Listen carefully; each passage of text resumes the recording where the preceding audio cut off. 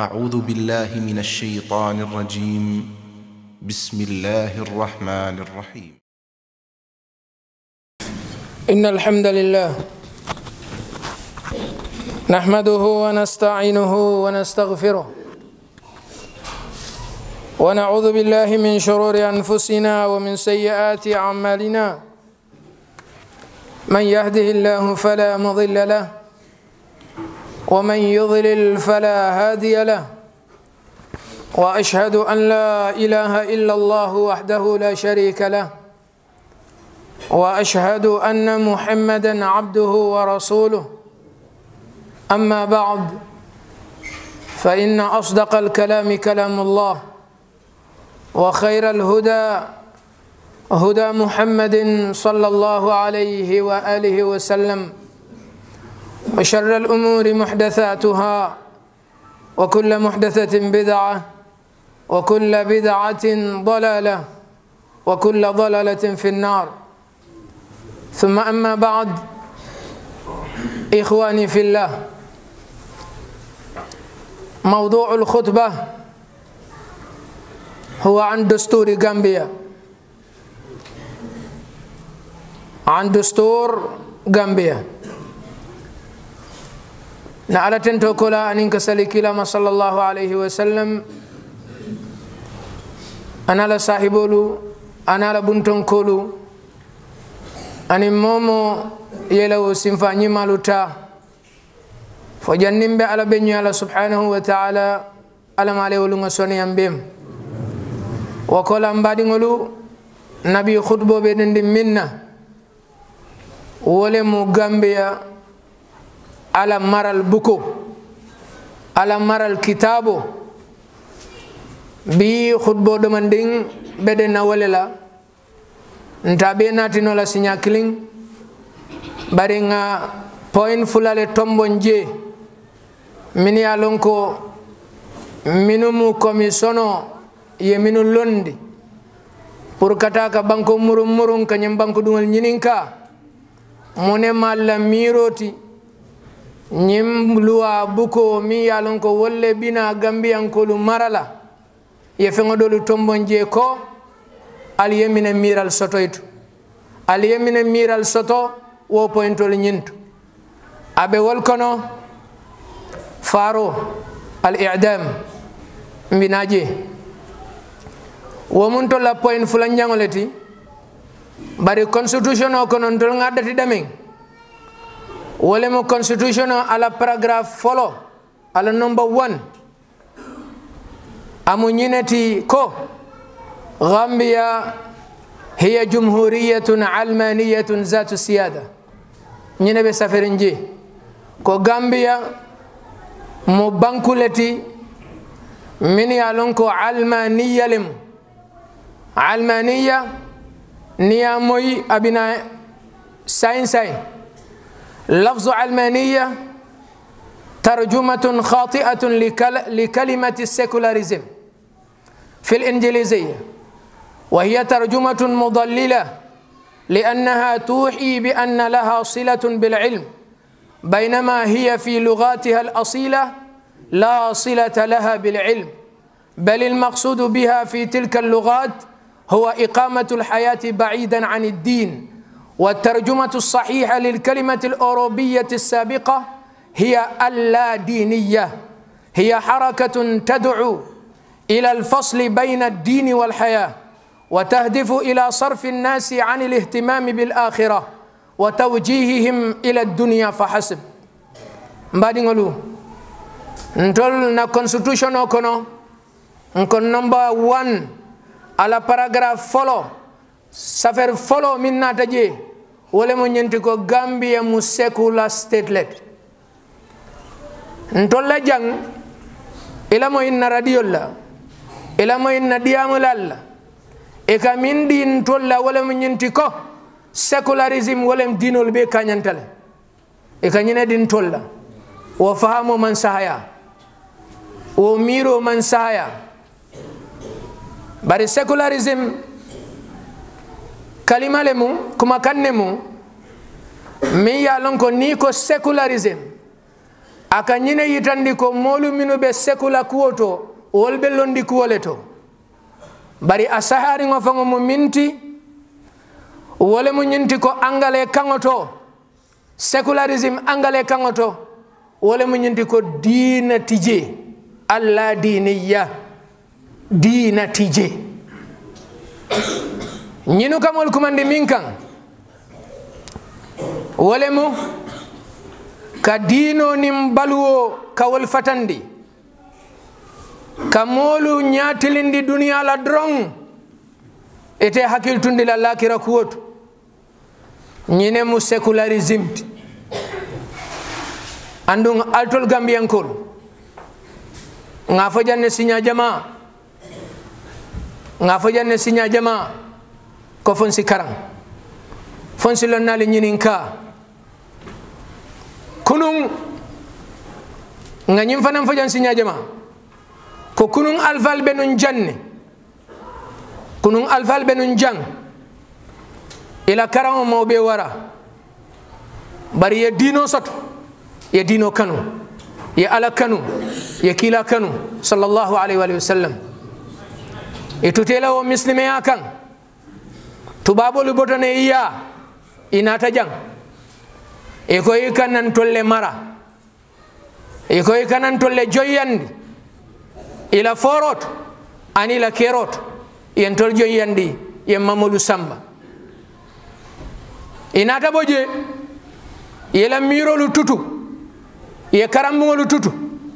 bayri ni lafta mo marala akarandi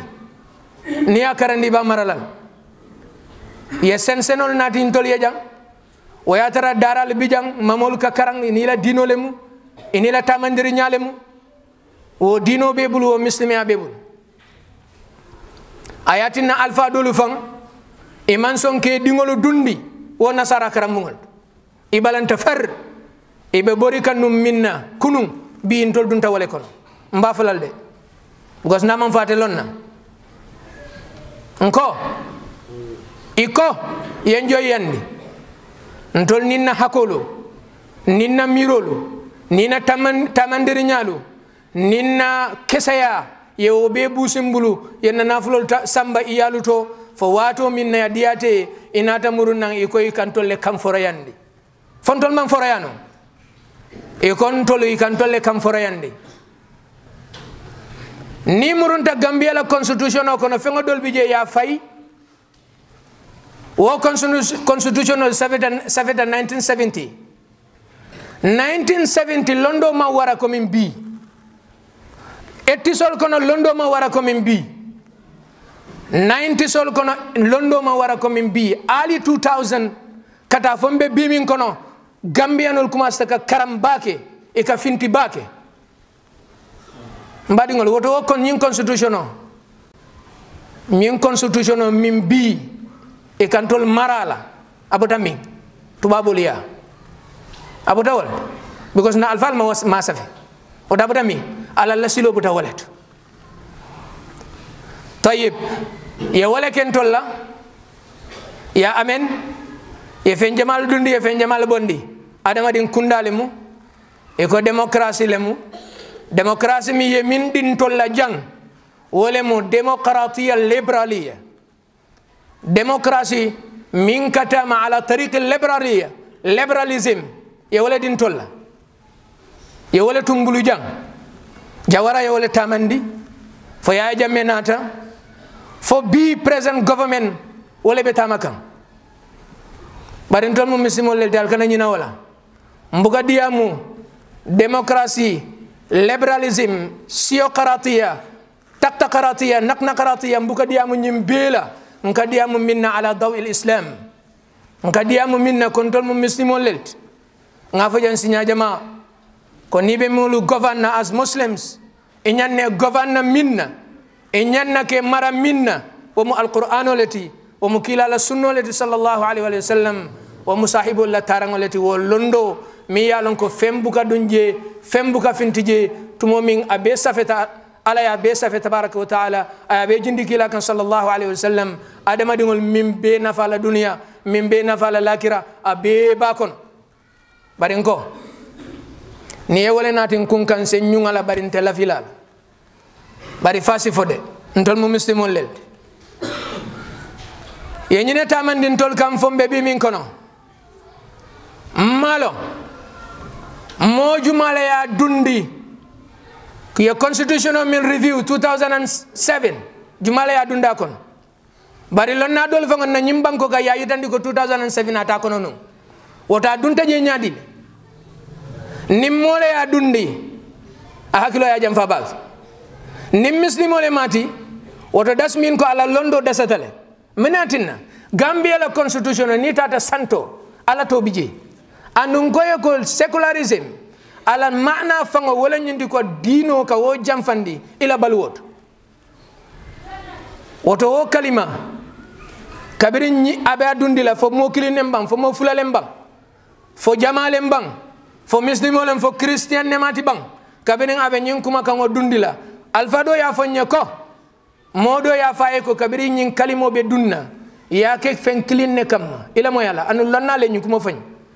akonye ko ya ke min kamma waye min faye walem irdaan li tubab haula pour que tubabo le nyanyini walatna ye this word dundije secularism ko Gambia is a secular state pour que tubabo le nyanyini pour que la nafulo soto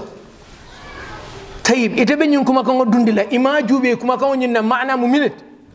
kuma kango nyim mine mala nafati mine mala mantorot ni ayatara nafa fango bije mbadi ngol laftan safaliye pour mbesi diam mbesa diam ngafo galiye ya bondije because wop amam place soto mbina dalilo dol natila na constitution fango kono abe safere nje mimba yitendele ko nyin kuma kango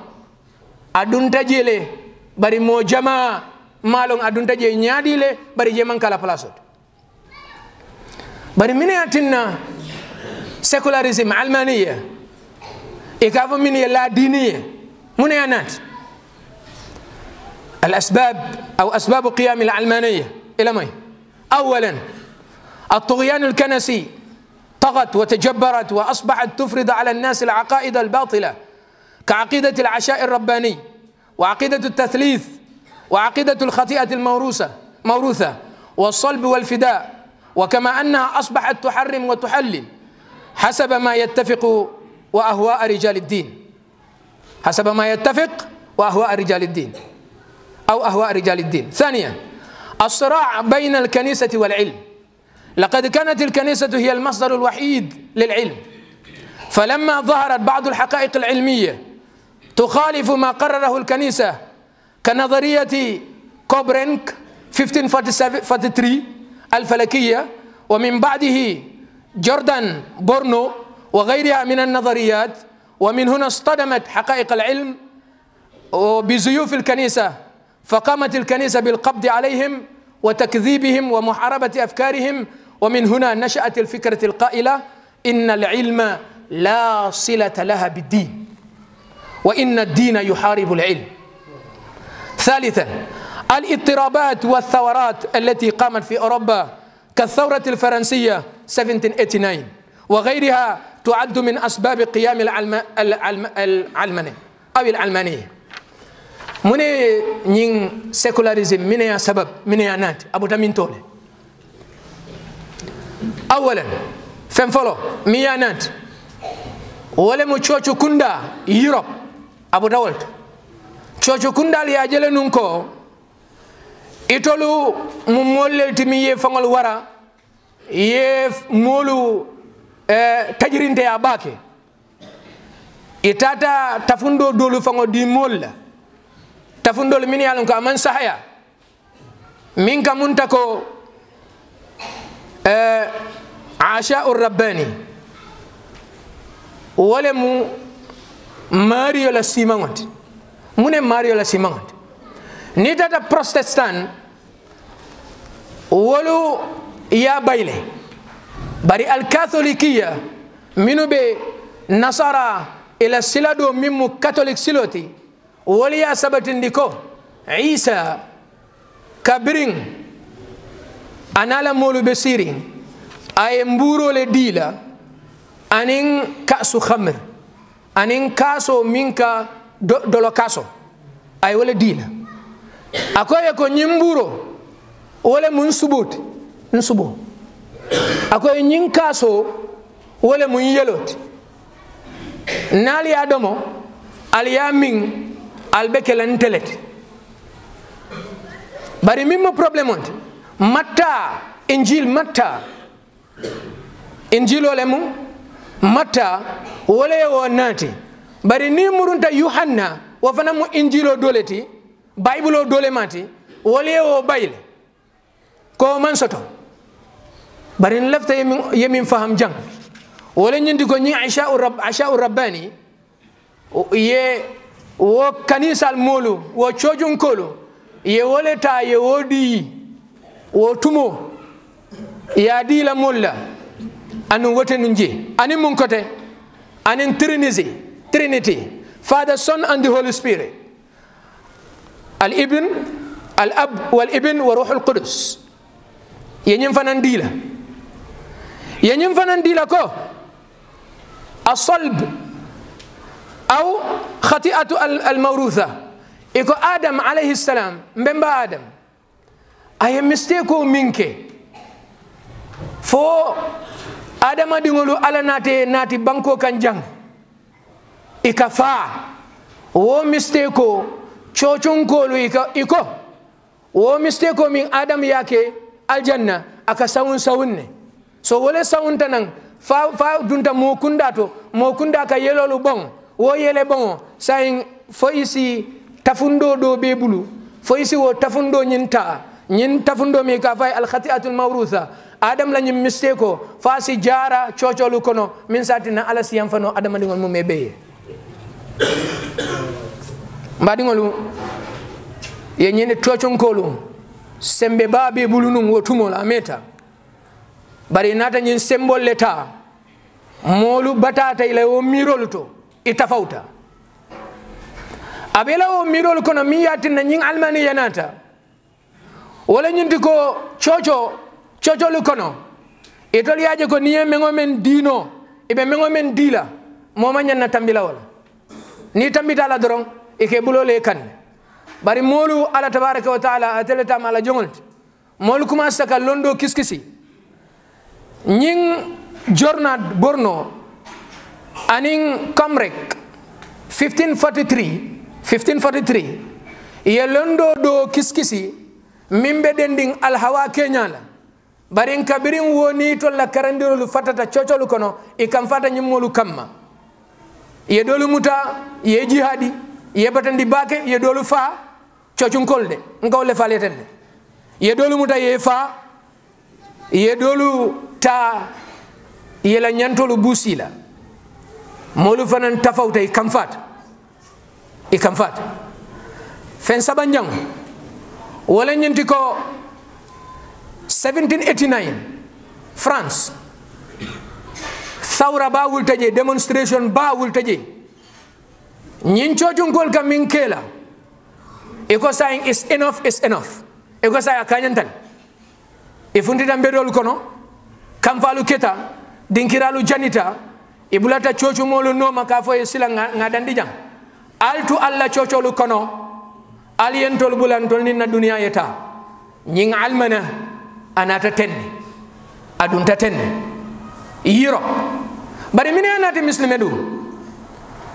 fenkelin fulambe afola wala bayri wato tijeba anen fendolu fanambe kom mine anati muslime du Ataturk min benun Turkiya aliyalon ne ko Ataturk khilafa dawla al-Uthmaniyya alabanta waleto Turkey Erdogan be damen bi itolle multi min labanta khilafa muslimi ala khilafa ad-dawla al-Uthmaniyya alabanta waleto kabirin Ataturk nata ay salolu kenyal be ban wadanulu ay ban Quran karangulu ay ban ay fen jama bondi muslimi akon hanning ayatara zahiran aka lole aka salindiro bara ay fen jama bondi nyim muslimi akon amiro dunta nan jeloto afulan janta dame wolem Egypt Misra aliyalo Misra mo londi dinkira meri balit mon kata je ka londo kara bari kabirin tubabul nata ye colonize ye modolu samba itata karan France e murunta nan ene wo mirolu murunta jordi zaidan be wolle kono rifa'atu tahtawiya be wolle kono wo molu wolle murunta nan Egypt kono kanyin almaniya ka support nyin secularism ko mo itela dino practice no la e be la dunia kono bari dunia nin dino separate isaje sitano muslimolu kumasta ka ta wole to al yalo ne ko Misra Egypt anin Jazair anin Tunus wal man jam fanyola anin Maghrib ya ta wole nyama fa janjanta muslimolu bulu mbadi nyimmiro nata tenne ñine ya sabab a sababu kita ñinet secularism ala sababu nata ten ñing almaniya groupe fulalem sura fulale bala kenya fulale bala suratun mutatarrifa وهي التي لا تكتفي بعزل الدين عن الدنيا بل تحارب الدين جملة فتنكر وجود الله وتحارب الأديان وتكفر بالغيب. ثانيا سورة معتدلة وهي التي تكتفي بعزل الدين عن الدنيا دون أن تنكر وجود الله أو تحارب الدين، بل إنها تسمح بإقامة بعض الشعائر والعبادات بشرط أن تقصر على علاقة العبد بربه دون أن يكون للدين علاقة في شؤون الحياة الأخرى. بعدين نكونين secularism group فلا لبيجي group فلو والملا نتامي كوكلال ولا نتامي مول ميت إتولى كاجا كوكا دينو نمبلو كول فتن دينو بلا bari hatta fan ka dino fan o kele dino ma nyanna balula wadulan bari mo nyanna bulele la nidi yalle noma ane la kuolu ane adiate nyamin momo ye adiate nyamin yake wonya dolo bije afula nyamma wol ko hani ntol man nte dino fan nati la de nte dino fan fola bari ngalo ne ko ala wo sototale bari mbe molu tule ifambulle momo diate fengo fen diate isake bari na haji tela kuot nyin kenya fulan jango albe en fala bake nyin kenya fulan jango wala fudan nan dolla banko kanya na molu dun ta ko ne malon because wo tumo la londo ma war fo anata fo bi ntolum be bi ntol fanam bi mbakon nyin kamala ko isebula yela dino taman ni diamata ko no problem dino taman adiate nyame ntolun te femfo no lela dino la kuot bari dinol be kanyantale ila dino tamandi adiate nyame bari fenkilim bijam ka kunna sutiyandi bake bayri wato fila kata bake ndolla jang ala yendema ni murun doro yedum neto kono yenyin almaniya nyin secularism a jube doro lonnal kam min foje bankolu minuka tamandi bi anin daji kolu minuka tamandi ila daji kol be nyadi ala yentol de ma bake hanning ayatara eka demokratiya liberali elefantoliye bari molu ba kata kam purka secularism dundi konoto ndolla nyaton ko alhamdulillah munatina amanga nyaton ko ndolla dino ike hormale yebunya na nyaton ko ka sunne ka sali dasmin ko hanning ayatara ka fo moli ko ala dino practice bari tol fango niyetol fango karado la jube ibatar la ko dino be bulne banko dole be kerin bi min yalon ko ika almaniya le fo bari dino o be bulle Canada dino biji ika min tamandi wo mu catholic let ila nasara la silo Malta min be Libya dal ni nata wol korosiba ke ibata la ko wol kam info wolle fango sutiyata fenkola to dum nyin secularism la baki because itol ya tafsille dino ning haya yewol fatandi baki bari banko dol bije min yalon ko hanni atara santo ika minfo wala nyindi ko ika secularism la tamandi bari ni data duma ibatar la ko ika minfo santo ane membe duma o man kliya mbadi ngol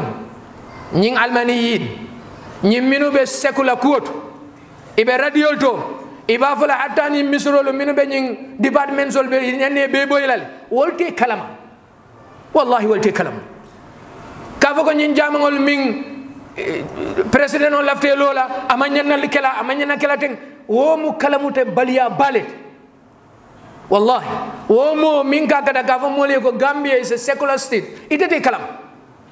ivatol ni be kalama ikam min fo baketa fala mbadu nga jompi fe ngo dolla nga dalilo dila na constitution of ngo kono mimba yitandile la ko Gambia waranto nyinkuma kango secular state kabri ba dun naji ime hakilo du ko e fenne fo santo kabri ba kala santo ime hakilo du ko fenne be duma ila moy ni murunta constitution o kono ala band min kadiyamu nyantola constitution on ko le fo de Gambia la constitution o fo kono min kadiyamu nyantola abije ko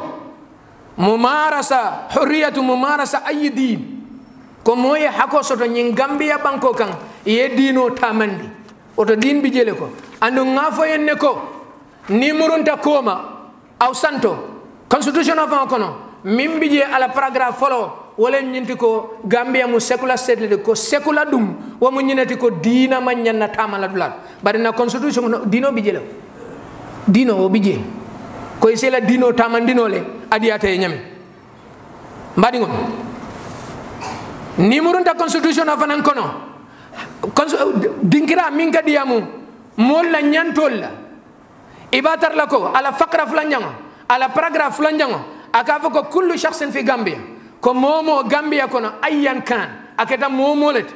ala kola keta momolet abada kabila o kabila let abada dina o dina let dina o dina oto kalimatu din anatale Gambia la constitution o kono oto nabe o nyama o fanan kam yitandi wala mo nyinti ko secular palasi talan to la banko kanja secularism palasi talan to la banko kanja yede yato ala malim bula jongol kono ene be ko mo kende mamele subhanallah allahumma faqq lana ma tuhibbu wa tarda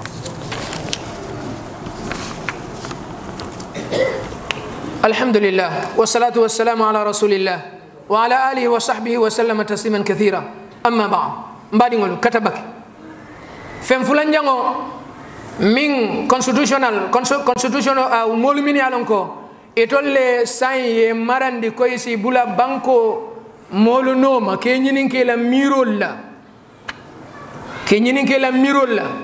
ilafta ye tamandi loi min ilafta ay tame kunto abe wo fengol kono min iba fo kam banku dingol ye wala mo ka death penalty bondi uqubatul i'dam ka wo bondi foy si wo bondi bang foy sa tuji constitution ay wo natile Gambia la constitution ni murunta duma abandulato ya safeje ko femfula 1970 constitution mimbe nunje wala nyindi ko nim momi ye kukurungo ke millan na tambi ku ketabul iba soron nale asiyo dango inata wo sorongo asiyo dango ye wole bondi ye replacement o minki je wole nyinti ko abe falale ya replace wole nyimbe constitution kono ani nibe gael la moyka tom nomala anin dinkiral mi yela kuma kan la kije abe wol kono pour ka wo bondi bari al ngata nga muslimi a jube folo do man ding jannimbe murun nanan ka wo jube mbadi ngo al islam ay adama dingo bunya bak التي يؤكد الإسلام أنها حق له موي حقو سوتو أي بالو نيم بانكو كان أكيد مومولت كافر ولمات مسلم ولمات موكت ولمات أي حقو سوتو أي بالو على نيم بانكو كان موما نافال وإنما نعمة نيو مو على النيمولت سبحانه وتعالى على يا ديالا أنو أدم دينغو ما كلامتا واتي جمالي على يو نيو ديالا على يدا نياديل آدم دينغو من فلو لذا لا يجوز للإنسان التنازل عن حق الحياة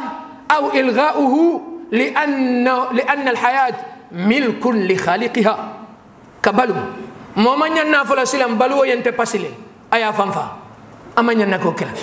مومن ينا موجو بيلا درون كما كان كلم فلا يدون التما يا سو مرولا يا فا أما ينا كلا nakhut bodo tambita jang because molu diamundo ka kolea kabirin ko kabiri yele mo keta kabo mansa kunda do to kata mansa kunda do to faro min keta asiyata modolu tata en ko mul fasari mbadi ngol ila mo yin kamin fo bake ningo fo min keta na mansa kunda lu bulu alama alay yam feye ye min kalamuta ani ye imam min kalamuta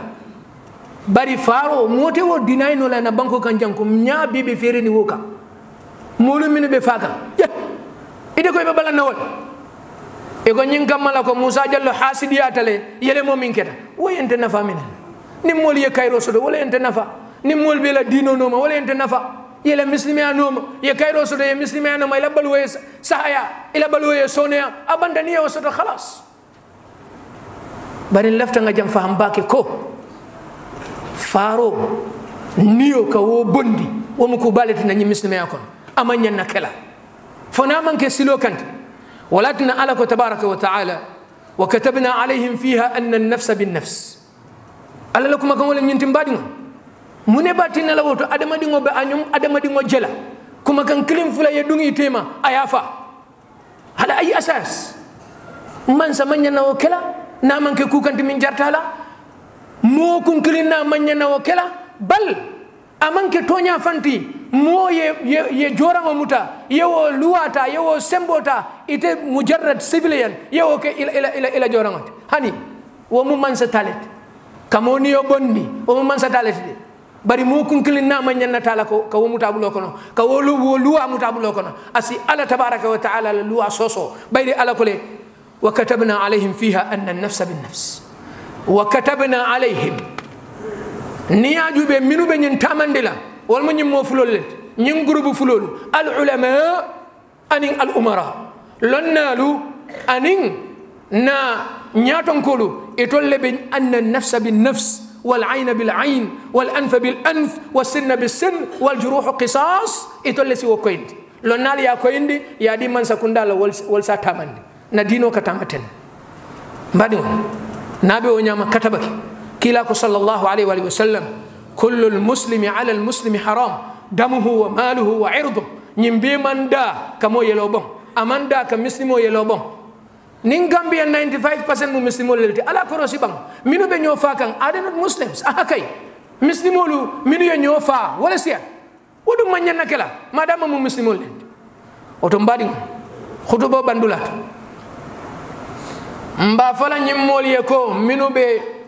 ñin lujna al mukhassasa li murajaati ad-dastur ñin lujna mi yalan ko wolle be lori ñin tombon molu min ye tombon pour ye ñin luwa jube ye ñin luwa tuje bang ikana bondi iyaje tamandiro kamolu mara ko le atabak sako nabi mo ni koy be sone ala bake abe selle kunkan ita marano ni koy be kandi bala fanan ita sambano walatna muawiya رضي الله عنه أترتنون كافكو نين كنتنيا كلين بني مولو تيما أتى كنتولا نمول يا سبا نسا يوم فندي نيا يوم فندي نا سبا مولو كسامبتن إكا مولو مرتن نيا نيمبون إبم فاسيفا جل نيمبان كو كنجان أتنا سوني على المالا سوني نين كم مالكو مولو إتسيلن نفن أنو منسدون فايسي في اللندي مولسي سيلن نو من فايسي واللندي دي ni lafta ka bimo mara faysi fel landi abe silan min foning ayatara mistake ko kita mobul mo fata bulu na sarengo de wo mu kudolet ma fay tolla tubabu luwaye min landi de bari sariyangot kenya sabale bal moye taw ay mo fa wota is clear o be fala bari ntani tete o jube la de qudatol min yalon ko alaye o londo dila etolle be o jube la ya sumang ya jube fo yajo ko atawtale isna o tamanda kan aw shibhu amd amantaw bari aka munta min tawta mulun ke bara amantaw wo fanam mu karangol ti konoto minu ye al jinaiya minu ya karang e ka tara konoto aw al amd atawtale mo fa nyinke nya sabol be na muslimiya kono tumando askeno itol mi yelu walon askeno nyinyon sifa be bulu bari mbe min fola khutbo bandula to jang wala nyinti ko ntol be sidiamu nyinku flo nying almaniya ka fo gambia mu secular state le ya bondije kafako nimmo e mo fa ite fala ikana o bondije yen ndo bondi nyin karadul inda al aqida an nafi wal ithbat an nafi wal ithbat yen sabatindi ko nimmo mi e mo fa ibe fala e wotuje yen sabatindi ko yen bondi ko nyin kafako Gambia mu secular state ye o bondije mbadi ngolu abandulato molo kasilan sariya ngola ni ko sharia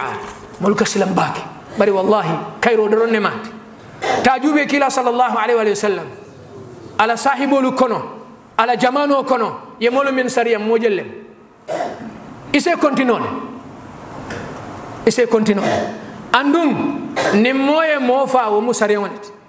ndema fo ko ngadiamu fam ko sariya min fo je anake nyam bu ko fo bari kon na constitution o kono madama abije ala fo badi ngoli ko yatuje ise la moy molla bake because wo luwa kanata man tolle kan hanne atara man diyen